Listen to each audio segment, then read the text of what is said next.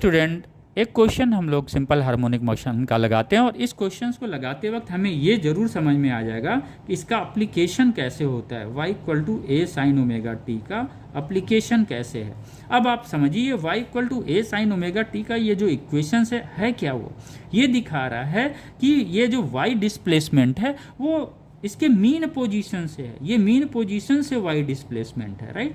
अब mean positions को हमने जीरो मान लिया, मीन पोजीशन पे डिस्प्लेसमेंट कितना है, जीरो है, राइट।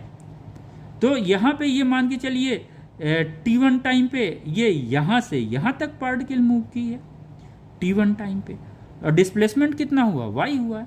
लेकिन दूसरा जो टाइम t2 लग रहा है ये यहाँ से यहाँ तक में लग रहा है, राइट।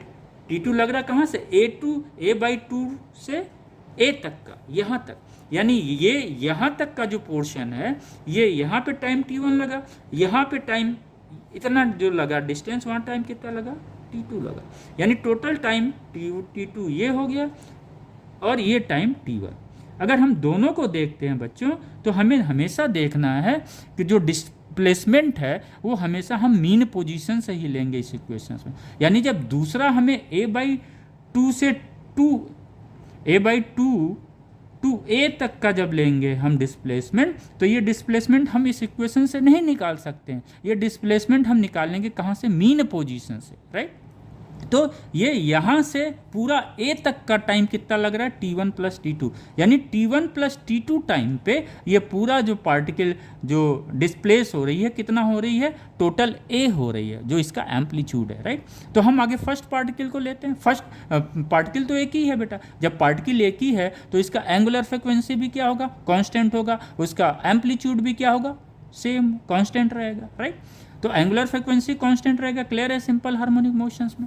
आओ बच्चों, अब हम फर्स्ट में आते हैं जहाँ पे वो करता है 0 से a/2, राइट। तो ये 0 है, यहाँ पे a/2 सपोज ये है, तो हमने इक्वेशंस लगाया y equal to A sine omega T, time कितना लग रहा है यहाँ पे t1, तो यहाँ पे हमने क्या लिख दिया, ओमेगा t1 लिख दिया। यहाँ से हमें t1 की वैल्यू मिल गई a/2, a कैंसिल हो गया, साइन 30 कितना होता है, 1/2 होता है, तो ओमेगा t1 कितना हमें मिल गया, π/6 रेडियन। सिमिलरली क्या होगा, यहाँ पे a तक जाने में कितना टाइम लगा, t1 प्लस t2, तो हम ओमेगा t1 प्लस t2 में कितना डिस्प्लेस हुआ, ये टोटल a हुआ। क्योंकि हमें मीन पोजीशन से ही डिस्प्लेसमेंट लेना है, बीच से हम नहीं ले सकते, यहाँ से हम यहाँ तक नहीं ले सकते। अब हमें ये इक्वेशंस मिल गया, इससे इसकी वैल्यू साइन 90 कितनी होती है, 1 होती है, t1 प्लस t2 कितना हो गया, π/2 हो गया, साइन 90 1 π/2। इससे हमें क्या मिल गया, t2 equal to 2t1। This option is correct. Thank you.